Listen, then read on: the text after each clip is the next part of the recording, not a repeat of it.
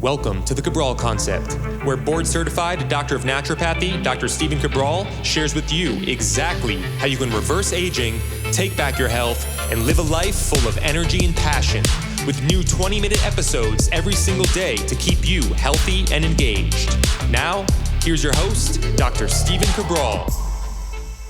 Welcome back, everybody. It's great to have you here today on a brand new Mindset and Motivation Monday on the Cabral Concept. I'm Dr. Stephen Cabral, board-certified Doctor of Naturopathy. Excited to be able to do these Monday shows with you. Every once in a while, I'd love to be able to explain how is it and why is it I would be doing a motivational or inspirational-based show as part of an overall integrative health-based practice.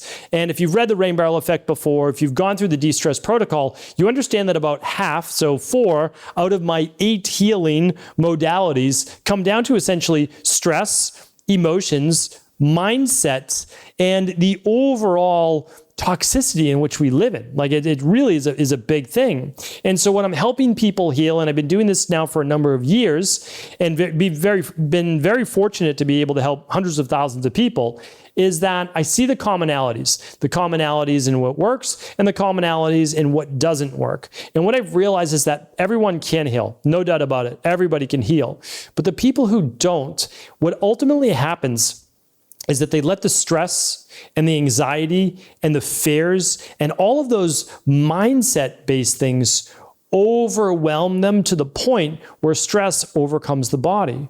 And no amount then of sleep or meditation or supplementation or anything else is able to overcome how strong that stress is on the nervous system, because the nervous system then begins to throw off the immune system. And we have a whole terminology for that with the endocrine system, so the stress affecting the nervous system, affecting the immune system. So endoneuroimmunology is what we call it, but that's a show for another day, and we've talked about that many times in the show. But I just wanted to share with you that these Monday shows are as important, I really believe this, than any of the health shows I could bring you specifically on how to help with autoimmune or adrenals or thyroid or gut or migraines or skin or anything else, right? Because what ultimately matters is not the protocol that a practitioner gives you. You do need that. There's no doubt about it. And it matters what your labs say and the toxicities and the deficiencies you find.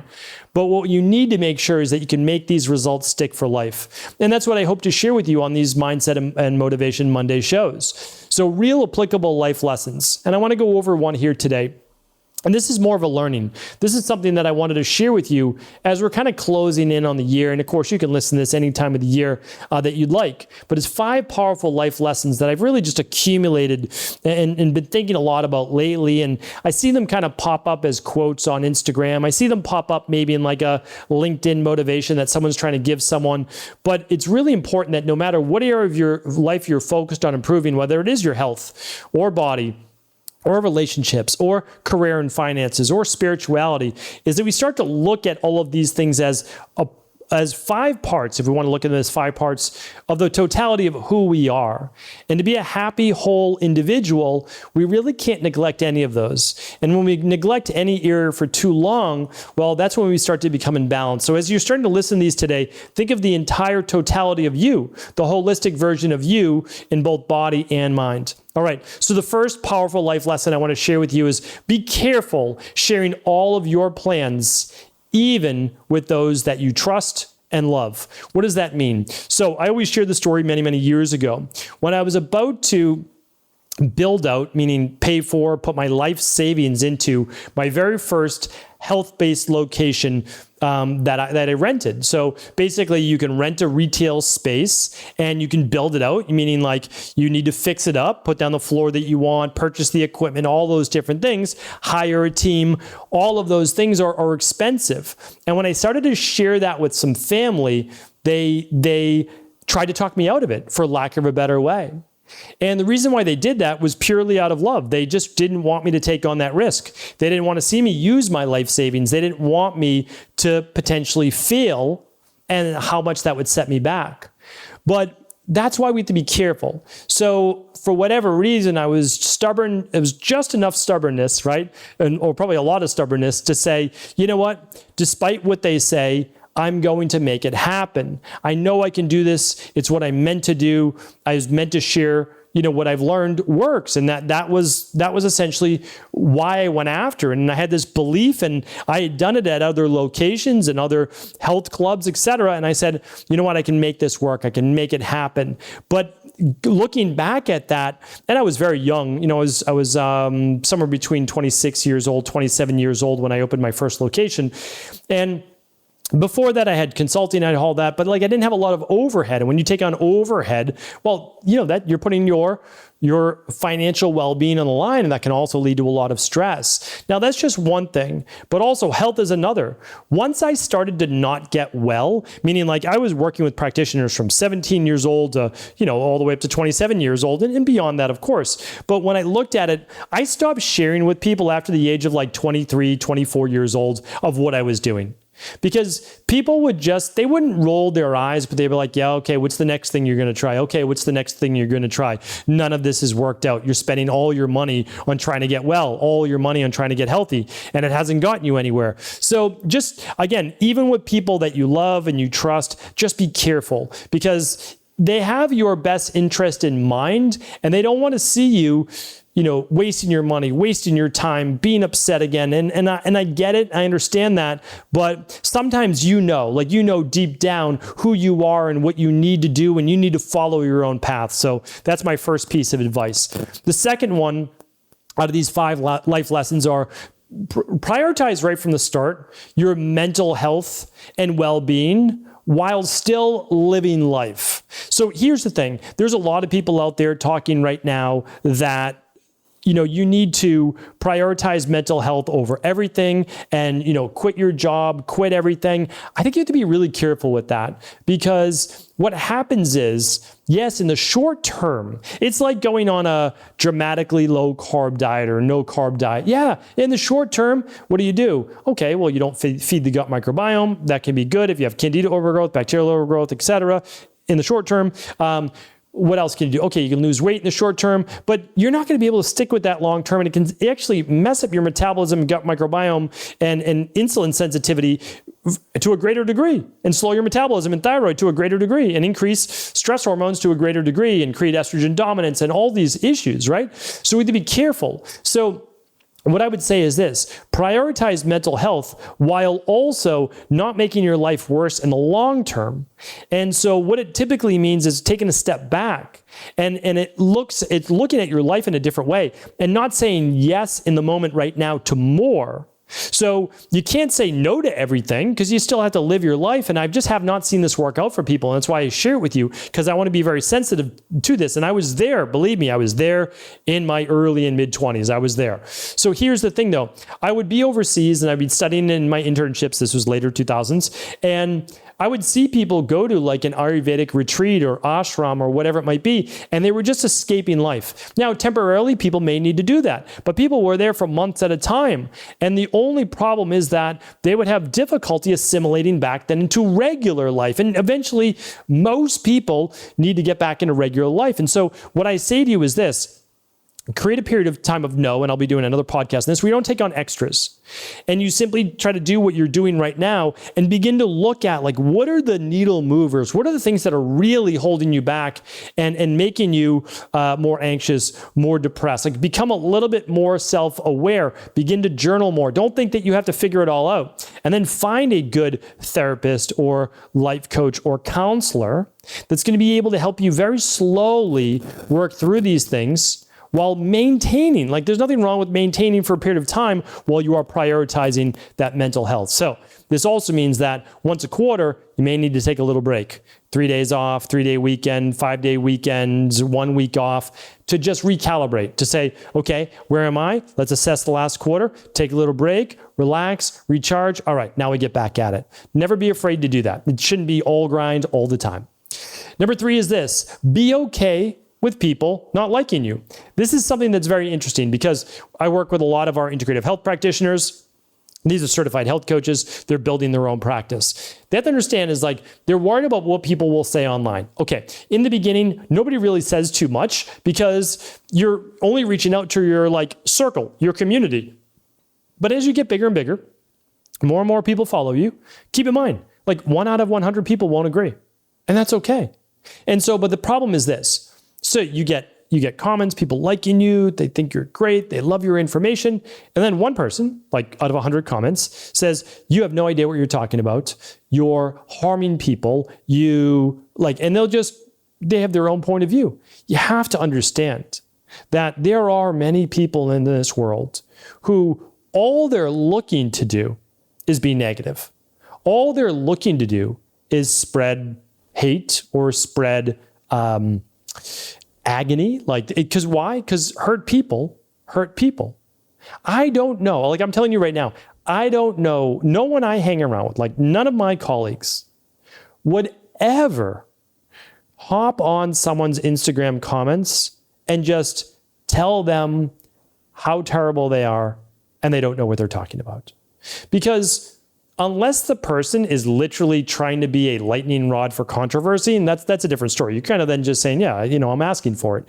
But if someone's saying like, one of the best ways in order to be able to heal your thyroid is to look at your iodine levels. Are you consuming? Are you getting enough iodine? Like that's just I'm giving you one example. That's all, right? And someone will come in and say, you have no idea what you're talking about. Iodine actually makes your thyroid worse. And they'll go into all of these things because they read an article or they listened to one person that said iodine's bad for the thyroid when they don't, if they really looked into the physiology, well, you need at least some level of iodine to be able to make the proper amount of thyroid hormone. But like the thing is, you're always going to get one person.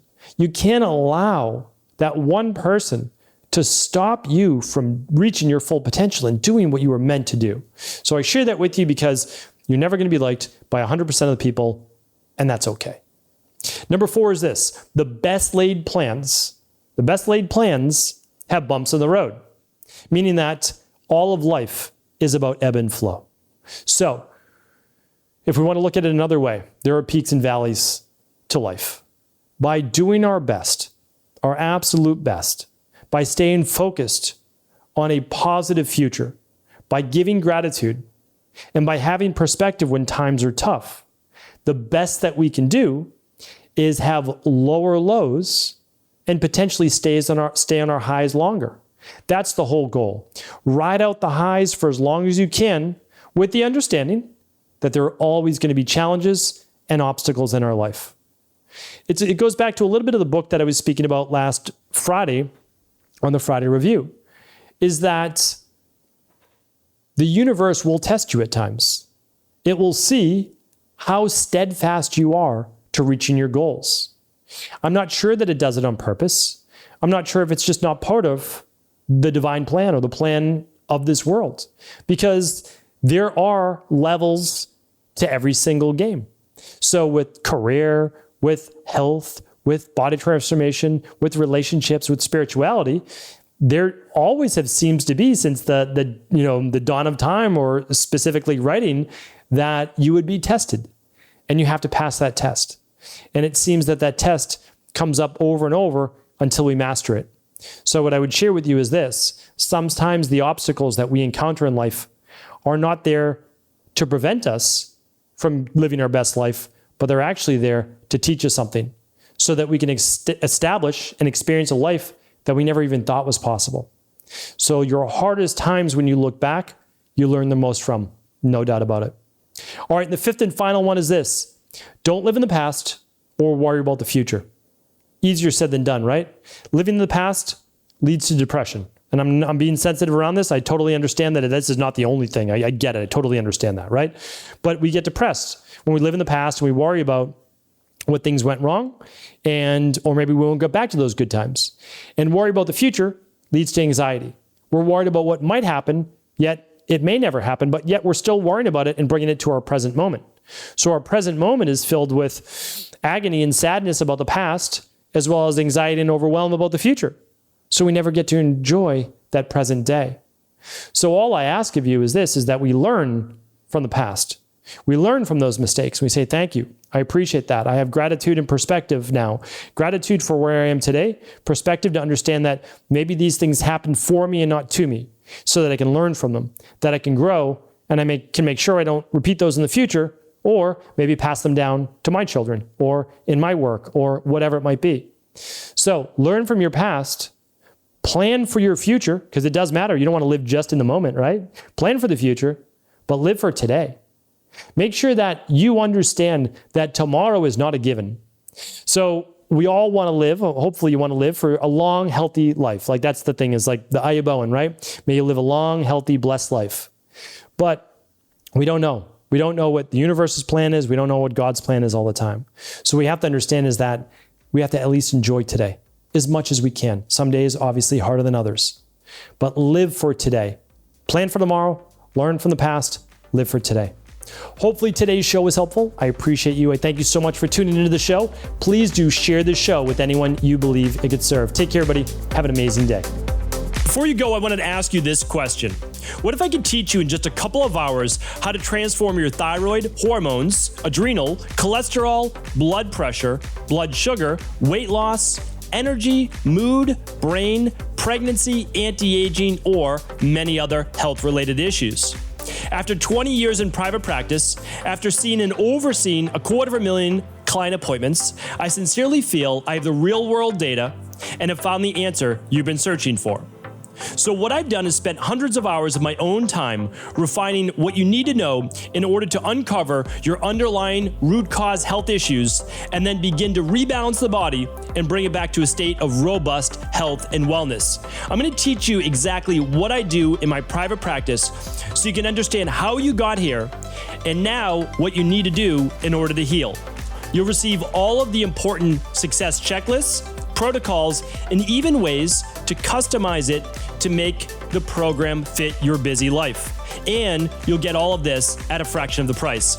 Let me save you the time, money, energy, stress, and frustration of not knowing what to do next. Instead of reading dozens of books on the topic and seeing multiple practitioners, I will condense everything that you need to know in just a few hours of video tutorials that you can watch and listen to anywhere. Together, we will make this healing process an enjoyable one that you can take with you for the rest of your life. I wish you all of the best of health and happiness, and I hope to be able to guide you on your healing journey through my health results accelerators. Simply choose the health imbalance you're currently suffering from, and by the end of today, you'll know what went wrong and how to get well again. I guarantee it. For details, head over now to stephencabral.com/courses.